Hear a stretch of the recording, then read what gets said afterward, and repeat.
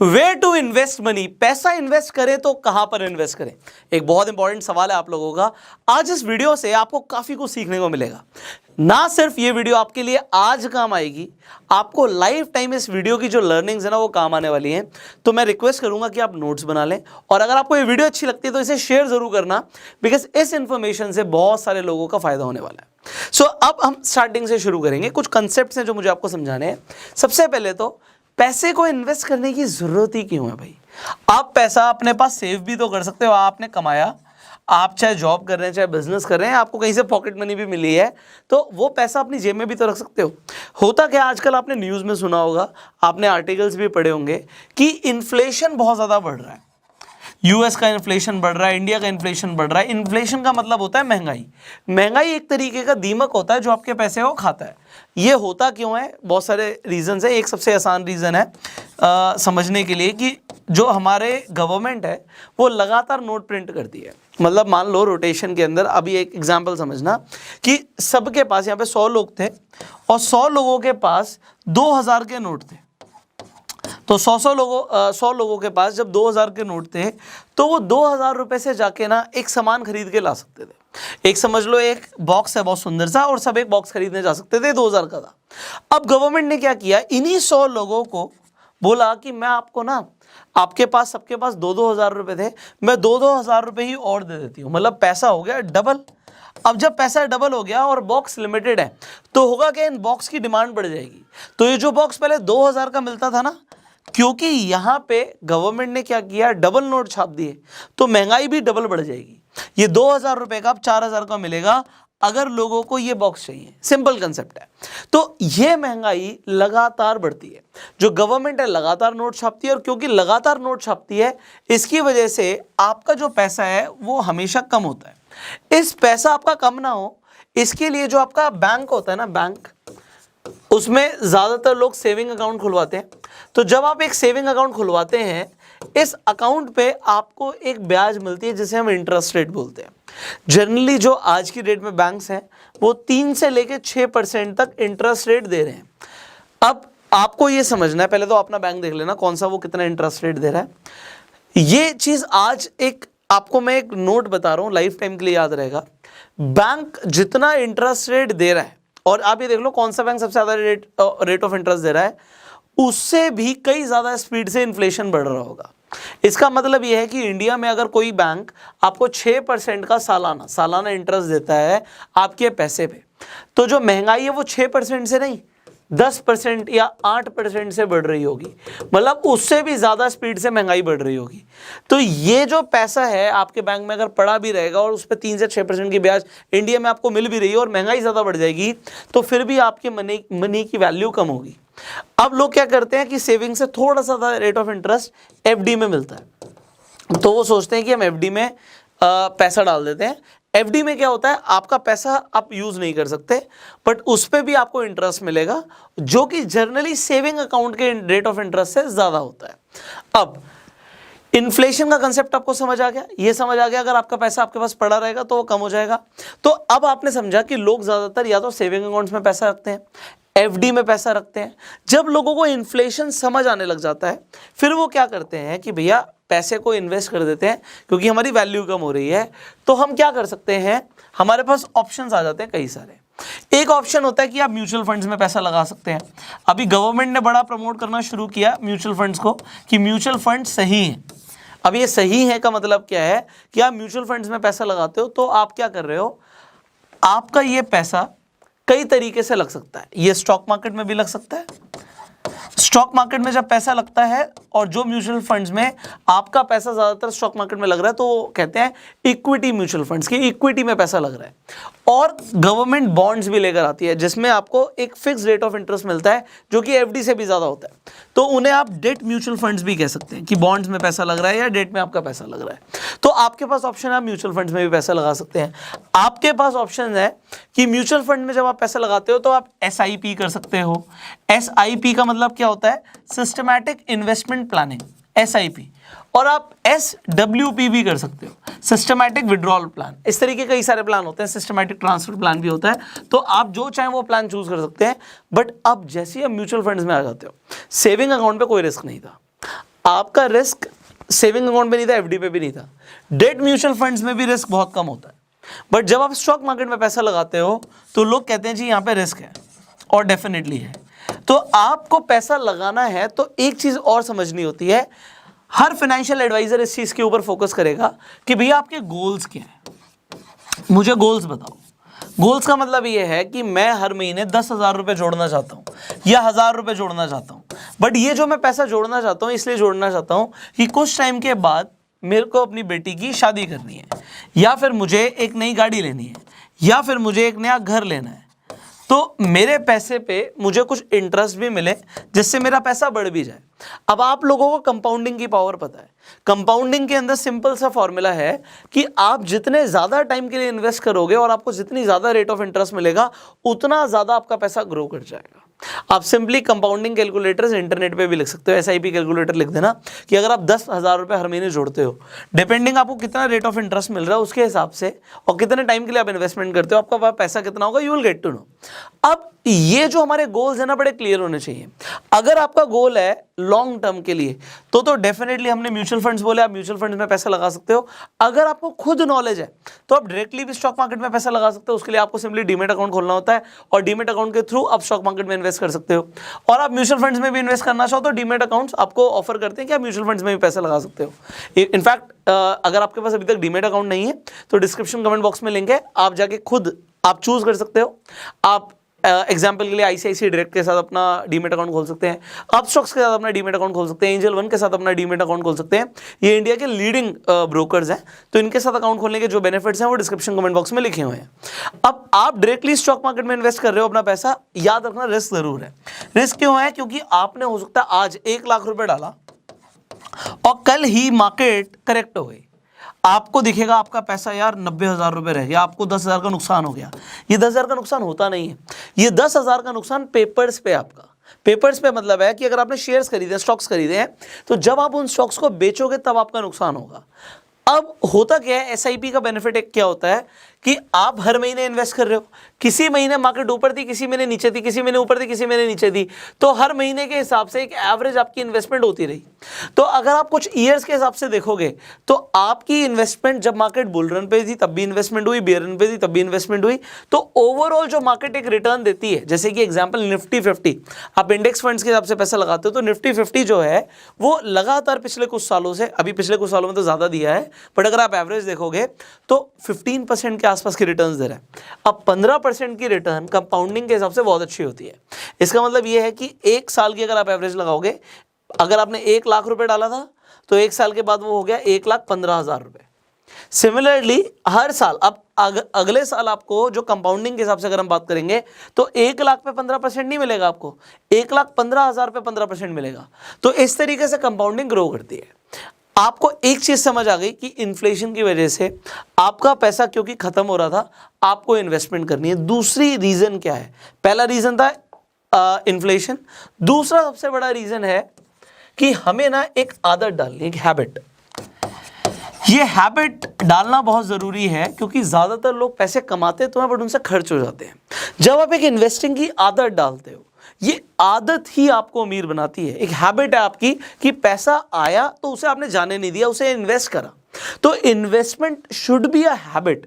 अब कई सारे लोग सवाल पूछते हैं कि भैया अगर हमारे पास स्टार्टिंग में 1,000, 2,000, 500 रुपए हैं या 10,000 रुपए हैं, बहुत कम अमाउंट है, तो कहाँ इन्वेस्ट करें? आपको इन्वेस्टिंग की आदत, मैंने स्टॉक मार्केट बता दिया, बट आपके पास और भी ऑप्शंस हैं। आप गोल्ड में भी इन्वेस्ट कर सकते हो। गोल्ड की investment is a good investment. ये आपको इन्फ्लेशन से तो प्रोटेक्ट कर देती है। जो हमने इन्फ्लेशन की बात करी थी, महंगाई, तो महंगाई जितनी बढ़ती है गोल्ड का रेट भी उतना बढ़ता है। आप देख सकते हो गोल्ड हमेशा बढ़ा ही है, उसका प्राइस हमेशा बढ़ा ही है। कुछ टाइम के लिए नीचे गिरता है फिर बढ़ जाता है, कुछ टाइम के लिए नीचे गिरता है फिर बढ़ जाता है। क्यों ऐसा होता है? और अगर मार्केट के अंदर कुछ ऐसी चीज होती है कि मार्केट में करेक्शन आ रही है, उस टाइम में गोल्ड का प्राइस और बढ़ जाता है। तो लोग जब फियर की सिचुएशन में आ जाते हैं, किसी कंट्री के अंदर अगर वॉर लाइक सिचुएशन हो जाती है, तो सबसे पहले गोल्ड का रेट बढ़ता है। अभी जब लॉकडाउन की सिचुएशन हुई थी उस टाइम पे भी गोल्ड का प्राइस तुरंत ऊपर भाग गया, क्योंकि जब भी मार्केट में फियर बढ़ेगा लोग अपना हर जगह से पैसा निकाल के गोल्ड में डालते हैं। तो गोल्ड आपको इन्फ्लेशन से तो प्रोटेक्ट करता है बट बहुत अमीर नहीं बनाएगा। अगर आपके पास ज़्यादा कैपिटल है, अभी हम बात करेंगे इसके ऊपर कि अगर आपके पास कैपिटल कम है, 1000, 2000, 5000 की बात कर रहे थे तो हमने कहाँ पैसे लगाने हैं, बट अगर आपके पास ज़्यादा कैपिटल है you can choose real estate. But real estate के अंदर एक चीज़ ध्यान रखना कि आप अगर रियल एस्टेट में पैसा लगा रहे हो तो आप टिपिकली लैंड में इन्वेस्ट करो। अब कोई इंसान बोलेगा जी मैं तो मुंबई रहता हूँ, अब तो लैंड ही बहुत कम है। आप सोचो अगर आपके पास लैंड होती है मुंबई में तो उसका प्राइस क्या होता, बहुत ज़्यादा होता ना। आप कहीं पर भी इन्वेस्टमेंट प्लान कर रहे हो, आप लैंड में इन्वेस्टमेंट करो। और रियल एस्टेट के लिए एक बड़ा अच्छी चीज़ मैं बोलता हूँ, आपको याद रहेगी, ये नोट्स आप बना सकते हो कि रियल एस्टेट में जो सबसे ज़्यादा मैटर करता है ना, पहली बात तो मैंने बोला कि आप लैंड में इन्वेस्टमेंट करो, फ्लैट्स में मत करो, क्योंकि फ्लैट्स आर लाइक कार्स, वो पुराने हो जाते हैं और जब पुराने हो जाते हैं तो आपको पता है कि उसकी वैल्यू नहीं मिलेगी, क्योंकि कोई ना कोई नया बिल्डर होगा, कोई ना कोई नया प्रोजेक्ट ला रहा होगा जिसमें वो ज़्यादा एमिनिटीज़ देगा। तो कोई आपने जो 10 साल पहले फ्लैट खरीदा था उसे क्यों खरीदे, उस पर वो लिपस्टिक पाउडर लगाता रहेगा, उस पर रिनोवेशन कराता रहेगा, उसका पैसा लगता रहेगा। नई चीज़ फ्लैट के लिए ज़्यादा लोग अट्रैक्टेड होते हैं।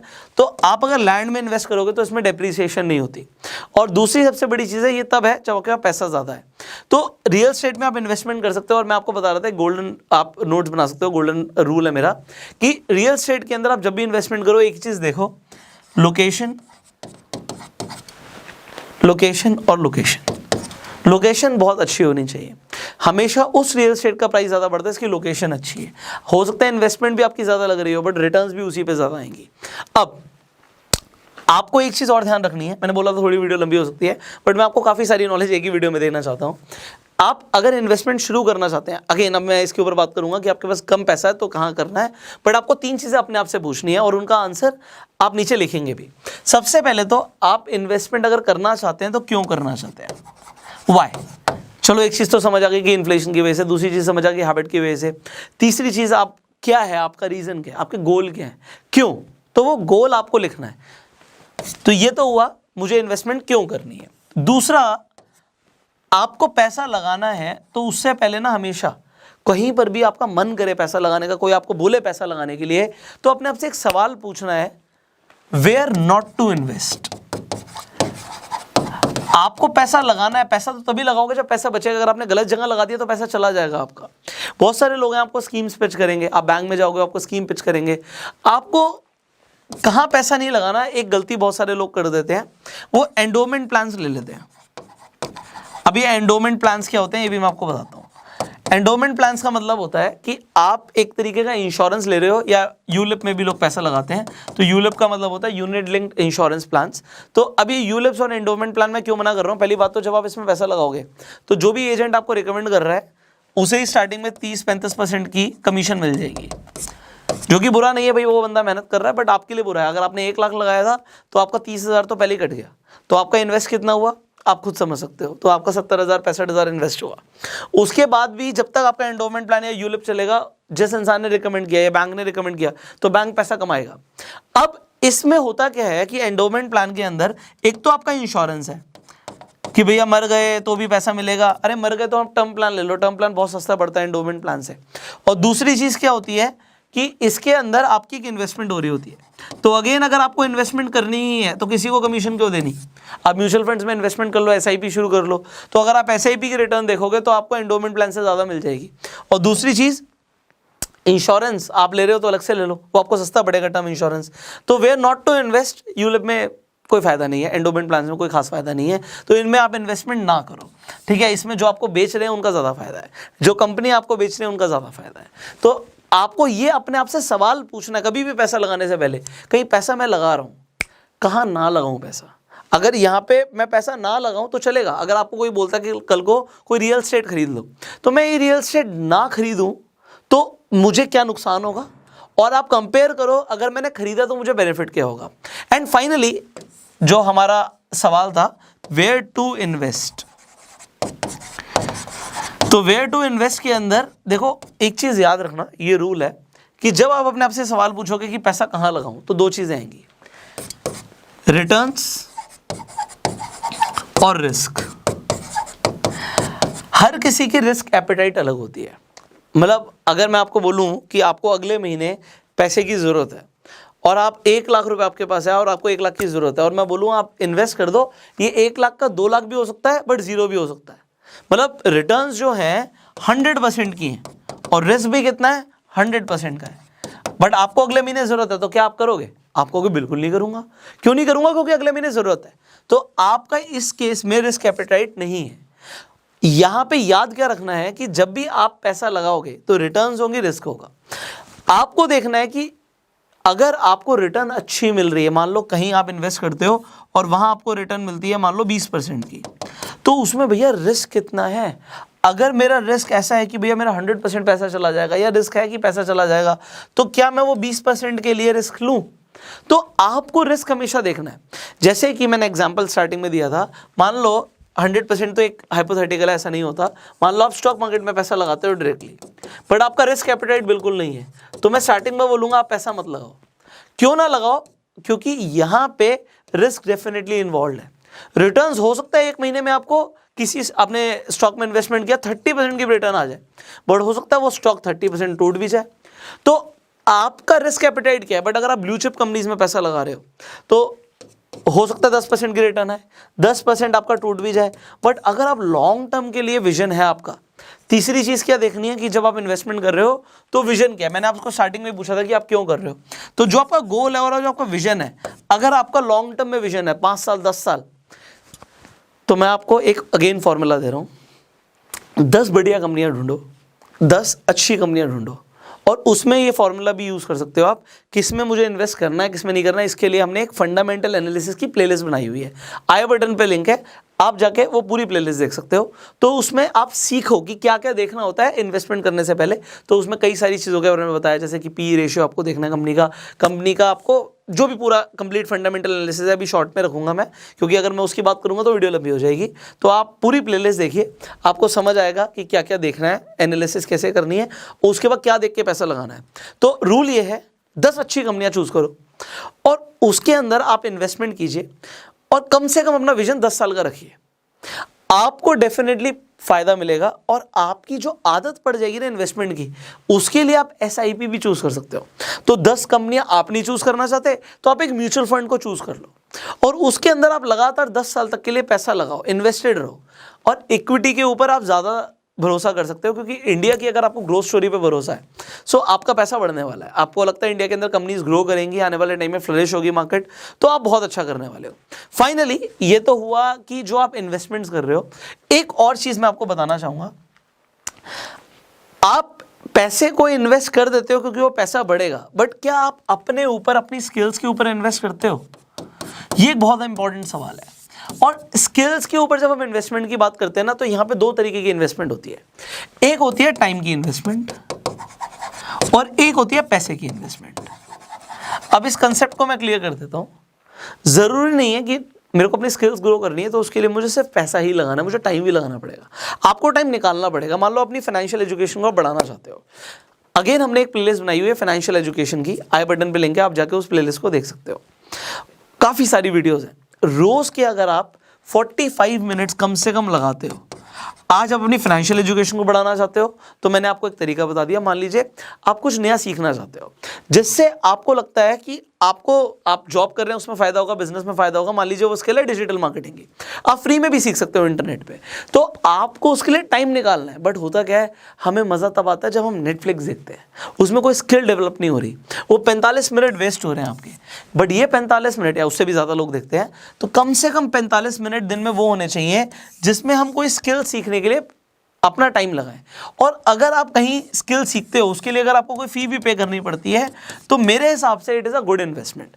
इनफैक्ट एक बहुत फेमस मोटिवेशनल स्पीकर रहे हैं जिम रॉन, वो ऐसा बोलकर गए हैं कि अगर आप अपने ऊपर इन्वेस्टमेंट करते हो, अपनी स्किल्स पे इन्वेस्टमेंट करते हो, तो वो आपको 200 गुना की रिटर्न देती है ओवर द टाइम। तो 200 गुना की रिटर्न अगर आपने मान लीजिए 10,000 रुपये अपनी स्किल को डेवलप करने के लिए लगाया, तो उसको 200 गुना आप कमा सकते हो। अगर आप अपने ऊपर पैसा लगाते हो, तो आप अपनी स्किल पे कितना पैसा लगा रहे हो, कितना टाइम लगा रहे हो, अपने आप से पूछो। क्योंकि जितना आप डेवलप करोगे ना, आज आप 10,000 रुपये इन्वेस्ट करने के लिए काबिल हो। अगर मैं आपको बोलूँ 1 लाख लगाने के लिए हर महीने, तो आपको लगेगा ये तो बहुत बड़ा अमाउंट है। बट मैं कहता हूँ ना, अपनी स्किल को डेवलप करो, ग्रो करो। आप आज 10,000 लगाते हो क्योंकि आप कमाते 20, 30, 50,000 हो, बट अगर आप कमाने लग गए 5 लाख, तो आप 1 लाख या 2 लाख भी इन्वेस्ट कर सकते हो। अब है क्या चीज़, अपने आप को ग्रो करना है और उसके लिए टाइम लगाना है। तो मैं आपको कुछ नहीं बोल रहा, ये आपको अपने आप से बोलना है कि भैया ये 45 मिनट आप कहाँ लगाने वाले हो। तो कमेंट्स में लिखिएगा आपको दिन में 45 मिनट्स निकालने हैं, क्या आप निकालने के लिए रेडी हो? अगर हाँ तो कमेंट कीजिएगा वो 45 मिनट आप कहाँ पर लगाओगे। लोग आपके कमेंट्स पढ़ के भी इंस्पायर होने वाले हैं। फाइनली इस पूरी वीडियो में आपको सबसे अच्छा क्या लगा आप कमेंट करके बताइएगा। बहुत कुछ है जो मैं आपको सिखाना चाहता हूँ। अगेन हम फाइनेंशियल एजुकेशन की बात करते हैं तो ये एजुकेशन सिर्फ एक दिन की नहीं है, ये एक प्रोसेस, एक जर्नी है।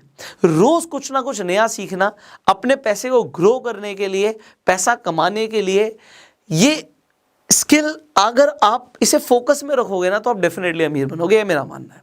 फाइनली वीडियो को आप शेयर जरूर कीजिएगा। आपके फ्रेंड सर्कल को ऐसी बातें अपने आसपास से सीखने को नहीं मिलती।